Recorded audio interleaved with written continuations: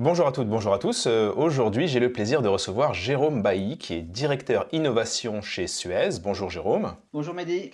Merci d'être avec nous aujourd'hui. Alors, Jérôme Bailly, peut-être pour commencer, est-ce que vous pourriez nous présenter un petit peu votre activité, les chantiers sur lesquels vous travaillez et d'une manière générale, ce qu'est peut-être l'innovation to business, quelque chose dont vous m'avez parlé en introduction.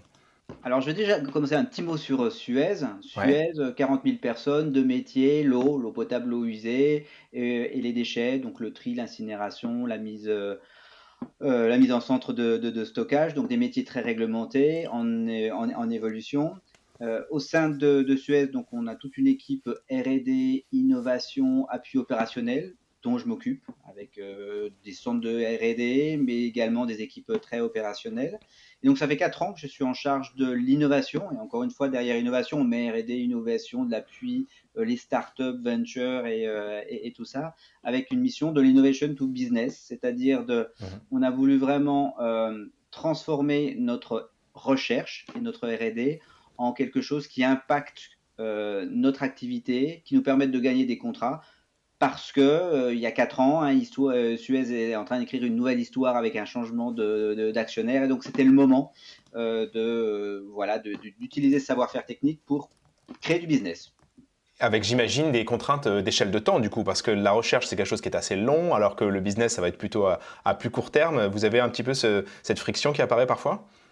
Alors très clairement oui. L'historique, hein, il y a 4 ans, effectivement, un changement du périmètre de Suez, une société qui passe de société cotée en bourse à des sociétés détenues par des fonds, et donc une recherche d'amélioration financière. Et donc c'était le bon moment pour proposer en fait à ses actionnaires, à nos patrons également, de dire bon, on a un vrai savoir-faire technique de recherche.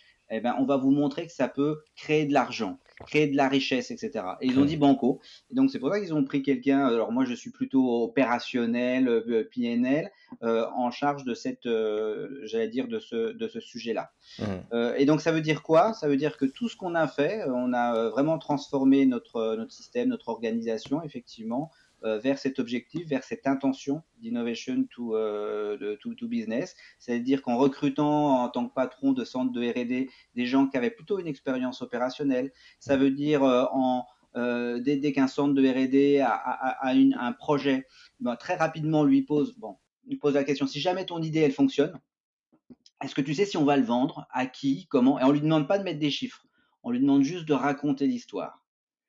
Voilà. Les chiffres, ça atteint. Mais si on n'est pas capable de dire, bah, je sais pas comment je le vends, comment je le mets en œuvre, je sais pas, voilà. On va lui dire, c'est bien sûr qu'on va arriver à faire quelque chose. On a, j'allais dire, produit des outils également pour, à certains moments de projets de R&D, être capable de les orienter vers la création de valeur. Ouais, donc c'est pas cette intention de innovation to business, c'est pas un logo c'est pas quelque chose qu'on raconte tous les jours comme ça. Derrière, ça a drivé les recrutements, l'organisation, les priorités, avec un focus qui est beaucoup plus effectivement opération.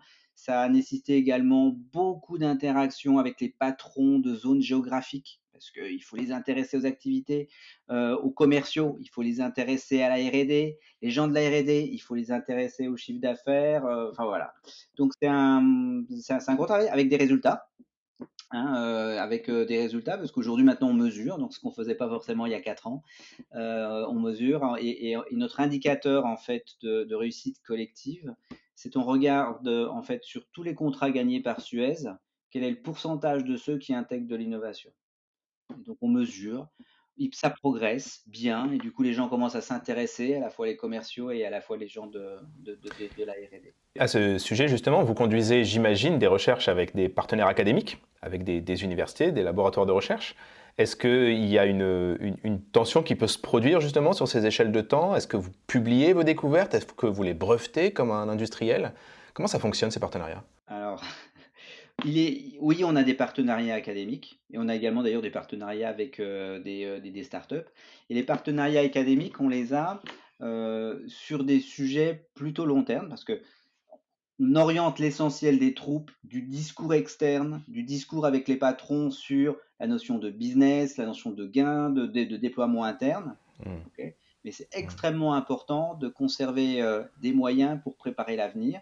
Ouais. On en parle peut-être moins en interne, hein, j'allais dire enfin en interne, moins vis-à-vis des patrons BU, moins en externe. Par contre, j'en parle beaucoup vis-à-vis de mes équipes. Parce qu'à la base de ces innovations et du commerce, il y a de la science. Voilà, donc il y a deux échelles de communication. J'allais dire une communication tournée nos patrons opérationnels et l'externe, et de la communication plus en interne. Donc on a des partenariats académiques avec Sorbonne Université, avec l'INRAE. On va le re-signer d'ailleurs au mois de mars. Un nouveau avec le CNRS. Et là, on est sur du temps moyen long et on est travaillé avec ces partenaires dans des domaines dans lesquels on n'a pas nous la compétence. On ne peut pas être compétent partout. Nos métiers sont tellement variés. Mm. Mais on va les orienter effectivement sur des sujets qui vont être importants pour Suez dans 5 à 10 ans. Par contre, les sujets qui sont importants pour Suez dans 3 ans, ben, on les fait soit avec des startups, soit avec nos équipes. Ouais. Donc il y a une dimension plus recherche fondamentale avec l'université où on va aller pouvoir plus temps long et éventuellement ces recherches fondamentales débouchent en des choses qui sont plus concrètes. Voilà, alors on est même sur la recherche, je dirais même pas fondamentale, on est vraiment sur du TRL, on va dire de 3 à 5 à 6. Le 1 et le 2, on n'y sera même pas. On n'y sera même pas. Alors, comme d'habitude, on a une photographie qui accompagne notre entretien. Et aujourd'hui, vous m'avez envoyé une photo assez mystérieuse finalement. C'est comme trois petites boules qui ressemblent à ces fameuses boules Pokémon orange et blanche qu'on voit parfois dans les dessins animés. Est-ce que vous pouvez nous expliquer un peu de quoi il s'agit? Alors ça, c'est l'illustration pour moi d'une innovation qui coche beaucoup de cases. Alors c'est Mhm. marqué dessus, c'est marqué Sewer Ball, et en fait je vais vous parler de petites balles que l'on met dans les réseaux d'assainissement pour détecter les défauts des réseaux d'assainissement. Et alors en haut à droite, vous voyez que alors en fait c'est une photo d'écran d'une interview qui a été faite par le journal. C'est en fait c'est Tahiti Nuit, donc c'est une télévision, et donc en Polynésie. Et ça illustre que c'est déployé en fait un peu partout et entre guillemets même en Polynésie, c'est-à-dire dans des zones où l'accès n'est pas simple. Voilà, on n'est pas au cœur de la région parisienne. Alors quel est le problème? Parce que pour qu'il y ait une innovation qui serve à quelque chose, il faut avoir un problème. Ah, le problème, bon, vous savez, quand vous tirez votre chasse d'eau, toutes les eaux usées passent dans des réseaux d'assainissement avant d'aller dans des stations d'épuration. Ces réseaux sont enterrés. Ils sont très longs et en fait, il faut en connaître l'état parce que pour pouvoir les réparer c'est pas facile parce que justement c'est enterré. On peut pas envoyer des humains dedans. Et donc ce qu'on a développé et généralement là, les solutions, c'est j'ouvre un regard et je mets un petit robot avec des chenilles ou des robots qui volent et donc qui sont tenus avec des fils et donc je peux explorer 100-150 mètres maximum. Et on a voulu trouver une solution alternative. Et donc là, c'est une boule qui ressemble à une Pokéball, etc., qui est étanche. En bas, vous voyez en fait, il y a des creux, c'est qu'en fait, il y a des capteurs. Et on va déposer la boule dans le réseau d'assainissement. Elle va suivre le courant de l'eau usée. Elle va mesurer en fait des choses dans l'eau, la température, le pH et plein d'autres paramètres qui sont eux secrets. Et en fonction des variations de ces paramètres, en fait, il va pouvoir dire ah à cet endroit il y a un problème. On va récupérer la boule 1 km, 2 km plus loin. Alors, c'est pas simple. La boule, elle est géolocalisée. Quand on la sort, elle va se reconnecter à Internet et on va voir où sont les défauts. Et l'idée simple, c'est que à un moment donné, lorsque par exemple vous avez un réseau qui est cassé avec de l'eau d'une nappe qui re-rentre dans le réseau d'assainissement, on voit bien qu'on va avoir une petite écart. Ça va pas être la même eau, différence de température, de pH, de CO2, d'oxygène dissous. Quand un industriel rejette des effluents, c'est pareil. Et nous, le travail scientifique qui était derrière, c'est de corréler toutes ces différences d'analyse Mm. avec en fait les défauts que l'on a dans les réseaux. Donc ça a l'air toute simple, cette petite boule. Elle est bien packagée. Vous voyez, les gens nous disent tous, oui, ça ressemble à une Pokéball. Ça résout un vrai problème. Mais derrière, il faut imaginer qu'il y a eu des scientifiques. Il a fallu détecter, trouver le moyen de la récupérer, parce que si on met la boule et qu'on la récupère pas, ben on a perdu. Il a fallu trouver les moyens de la construire avec des partenaires locaux, qu'elle résiste à l'H2S, parce que dans les réseaux d'assainissement, il y a beaucoup de choses. Voilà, donc et elle trouve son marché, elle est déployée dans une trentaine de contrats, y compris à l'international. Voilà, et elle est en train de faire des bébés. Donc on fait des bébés, on fait des Balls avec des caméras, maintenant on fait des Balls. Et c'est breveté. Et c'est breveté parce que notre politique effectivement, chez Suez, c'est de breveter, voilà et on a déposé, 1 700 brevets pour le enfin on a un portefeuille de 1 700 brevets et on fait ce choix de déposer effectivement. Dans un domaine un peu différent, en ce moment, on est dans une transition énergétique et on génère des déchets qui sont assez nouveaux, qui peuvent être parfois difficiles à recycler, comme des batteries, des panneaux solaires, des pales d'éoliennes, etc. Et je me demande personnellement en quoi consistent vos recherches sur le sujet et comment on évolue là-dessus. Alors, ben, on évolue bien sur ce sujet, c'est-à-dire que comme on est très inventif, on arrive à recycler, à extraire la matière de quasiment tout. Le problème, c'est l'économique. Alors ce sur quoi on croit beaucoup et pour lequel, non seulement on travaille, mais on répond, ce sont les panneaux solaires. Parce que, là, on commence à voir des panneaux solaires qui ont 10, 15 ans, mais dans 10 ans, voilà, et on est sur ces échelles de temps, les volumes vont être bien plus importants. Et ce qui fait la valeur d'un panneau solaire, où il y a un peu de métaux comme l'aluminium, etc., mais c'est l'argent. Donc dans les cellules, il y a de l'argent, hein, et ça représente, on va dire, voilà, entre 20 et 30% de la valeur du panneau solaire, mais c'est 0 et quelques pourcents de la masse. Et donc notre sujet à nous, c'est d'extraire notamment des métaux, notamment l'argent, des cellules des panneaux solaires qui sont collés entre du PVDF, du verre, etc., entourés d'aluminium. Et donc, c'est de Mm. démonter tout ça proprement. Donc, ça, et ça, économiquement, entre guillemets, ça fonctionne. C'est-à-dire qu'avec les coûts aujourd'hui, on arrive à proposer des moyens de valorisation matière de panneaux solaires qui, voilà, qui sont rentables grâce au coût j'allais dire, à cette valeur de l'argent. Sur les éoliennes, c'est un peu plus compliqué. Alors, on y travaille, mais c'est un peu plus compliqué. Alors, l'essentiel des éoliennes, en fait, on le recycle, hein, déjà, hein, le béton, tout ce qui est métal, le cuivre, les moteurs. Il reste les pales. Mais les pales d'éoliennes, bah, d'abord, c'est pas très lourd. Voilà, c'est plein de vide et plein de choses bizarres. Voilà, il y a du plastique, mais il y a également du balsa. Parfois, il y a de la fibre de carbone et autres. Donc ça, c'est ce qui reste, j'allais dire, de valorisation. Aujourd'hui, ce qu'on sait faire, évidemment, c'est je prends tout ça, je coupe, je broie et je fais une valorisation thermique. Donc je brûle, c'est mieux que rien, mais bon. Et ce sur Mhm. quoi on travaille, effectivement, c'est la valorisation matière. Donc c'est tronçonner aux bons endroits ces pales d'éoliennes parce que entre l'hibou et la partie du milieu et la partie près du rotor, c'est très très différent. Et faire de la valorisation matière, fibre de carbone et autres. La rentabilité là est un peu moins bonne pour le moment.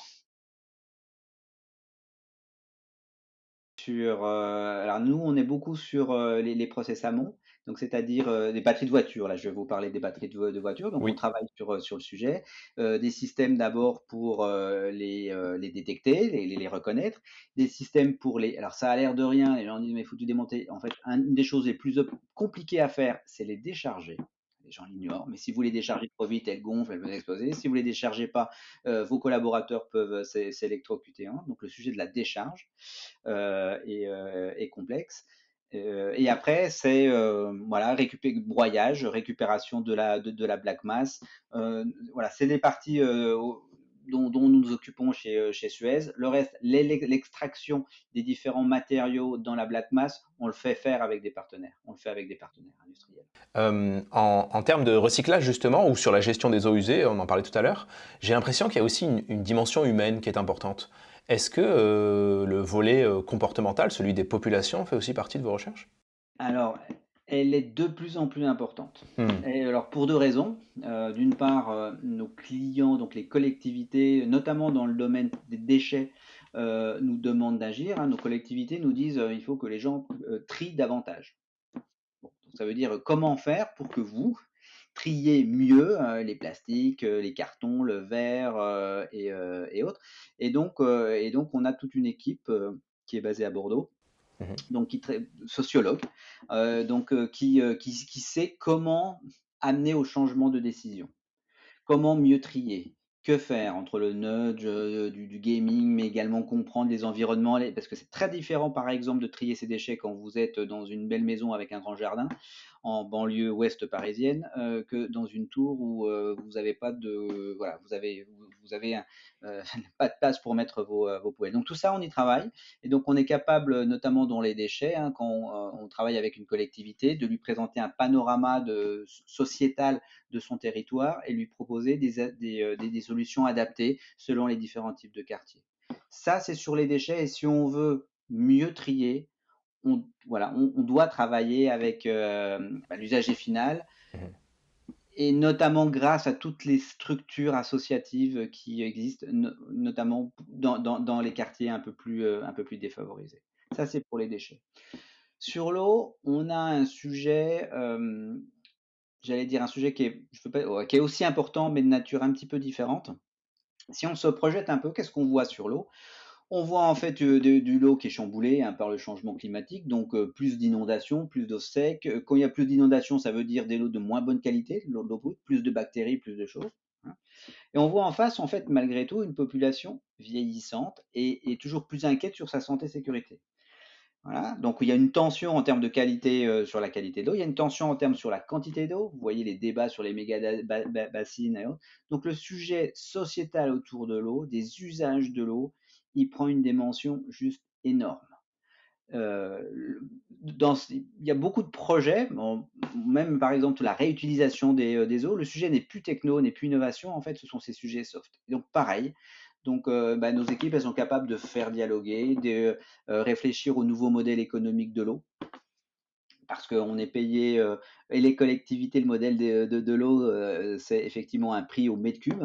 Or, on pousse les gens à moins consommer. Donc, en fait, il y a moins d'argent qui rentre dans le domaine de l'eau. Or, on nous dit les réseaux sont vieillissants, il va falloir traiter les PFAS, il faut s'adapter vis-à-vis du changement électrique. Donc, voilà, même travailler sur les modèles économiques de l'eau, parce que celui que l'on connaît aujourd'hui, je paye au mètre cube, il est à bout de souffle.